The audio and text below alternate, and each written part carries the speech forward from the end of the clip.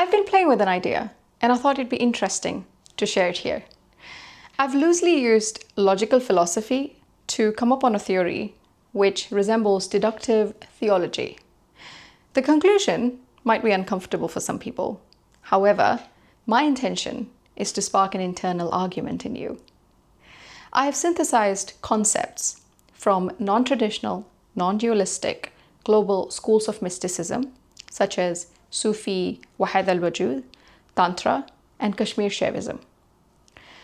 So, let's get into the equation. My first precept. In spirituality, it's a widespread belief that God or Source is all there is. There's nothing outside of Source, and everything that is created from within the Source. The Source is in everything, and the Source is everything. The second precept, or part of the equation, is that God, or Source, is love, and nothing else but love. So, in conclusion, if everything is in Source, everything is Source, everything comes from Source, we are also Source. Source is within us, Source is in me, Source is in you. What we do is an expression within Source. So, every expression of Source is love. In essence, every expression of us on this human plane, on every dimensional plane, is an expression of love and only love. Let's take it a bit further. If everything is Source and we're also Source, and what we express is basically coming out of Source and it's love, then we cannot give anything that is not within us, and we can only give what we are. It is easier to imagine this in a situation of positive outcomes. For example, a kind person gives kindness. A person who is love or who is filled with love offers love everywhere they go. However, it gets difficult when we flip it to its shadow side. A person who is traumatized gives trauma. There is a very popular saying in pop psychological fields that hurt people hurt people. However, when we look at this experience just from the perspective of our own ego, we can only see a perpetrator and a victim. So for example, if somebody has hurt you, they become the perpetrator, you become the victim automatically by the means of relating to this dynamic. From the perspective of you being in your ego, if you're the receiver of pain, you automatically relate to yourself as the victim and automatically label the other party as the perpetrator. Because we are all victims of victims, we cannot extract the totality of this situation until unless we, whether the perpetrator or the victim, steps out of their own ego and looks at the expression or the situation from a different perspective. From a different perspective, a perpetrator who has probably given you pain and ache and trauma or torment, however you call it, has just not only given you pain or an expression of themselves, they have given you an experience, they've given you a view into their wounds, they've given you a look into their trauma, they've given you their narratives, they have shared with you, in essence, their life story. So in essence, every person, even the one who has given you pain, has given you love, because giving is also a form of love.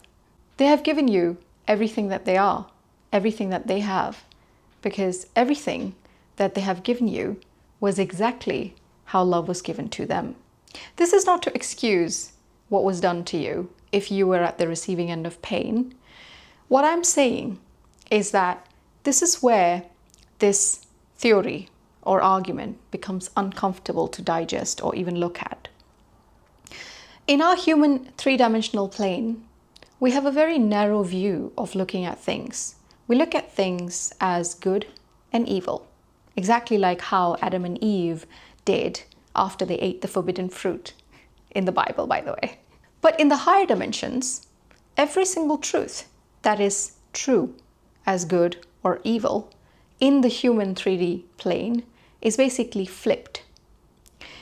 If everything is source, everything is in source, every expression is the expression of source, that is love itself, then logically, in the higher dimensions of existence, every experience, be it a positive or a negative, is expression of source, is expression of love, is expression of giving, is expression of goodness. Everything has a purpose in life. Good has a purpose in life, bad has a purpose in life. Your perspective and the meaning that you grant to experiences plays a big role in how you relate to the experiences and the expanse of how much or what do you extract out of the experiences for you. In spirituality, it is a well-known belief that in the higher dimensions, your higher self chooses painful experiences. These are just textures or flavors of different experiences. Sometimes you do that before you decide to incarnate in order to experience a certain thing, and sometimes you do that just to expand your soul. Our soul is like an energetic fabric, if you will. It's basically consciousness, so it's not made out of material. But for the analogy, you can experience it or visualize it as a fabric. It expands with experiences. It expands with capacity to hold different kinds of paradoxical and different and contrary truths together. The more contradiction you can hold within you, the more your soul expands and grows with time. In the human level, morality matters a lot. Boundaries matter a lot. I'm not saying that you need to label your perpetrator as a teacher and have to kneel and become a masochist. I'm saying that once you go through an experience which you perceive as challenging or painful, you heal or you extract resources out of that situation in levels. The first level could be that you process the pain via emotions and thoughts. You grieve it. You allow the pain to wash over you, and you dwell into the somatic sensations of mourning, which is helpful. The second stage could be that you gain a perspective. In doing that, if you're able to gain wider variety of perspectives, you will have more growth just from that one single experience, which will eventually stop attracting the same experiences in your life again and again. There are frameworks in spirituality which support this belief. The third step could be that you could be willing to hold dichotomy in yourself.